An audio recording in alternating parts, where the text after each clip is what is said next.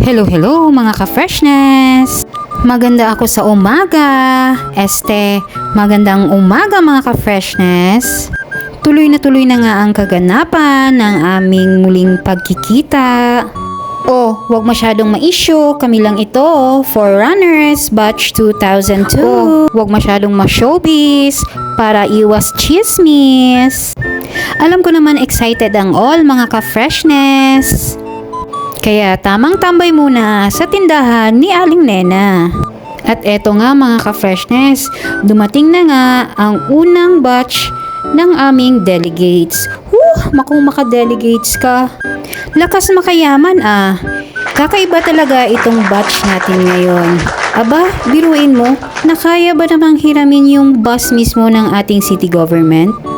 Mukhang kakaiba ang mga powers ng mga organizers. Hindi kilikili powers mga ka-freshness ha. Ibahin nyo kami, huwag nyo kaming subukan.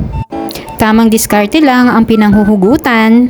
Kaya bilib na bilib ako sa mga organizer ng ating batch. Pero, teka mga ka-freshness, mukhang may napapansin ako sa kamay ng ating Cap Gemran. Kanina pa ito simula nung unang vlog, puro kamay na lang ang nakikita ko. Ano bang tinatago mong mahiwagang kapangyarihan? Kayo mga ka-freshness, anong sa tingin nyo? Dito ba nanggagaling ang tunay na kapangyarihan ng ating Cap Gemran?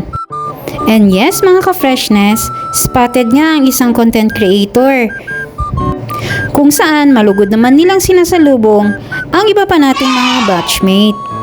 Yes mga ka-freshness, nakakatabangan ng puso na kung saan alam mo nanggaling pa sa malalayong lugar yung iba pa nating ka-batchmate. Pero nakita mo naman yung effort nila, yung excitement at syempre yung happiness sa kanilang mga mata.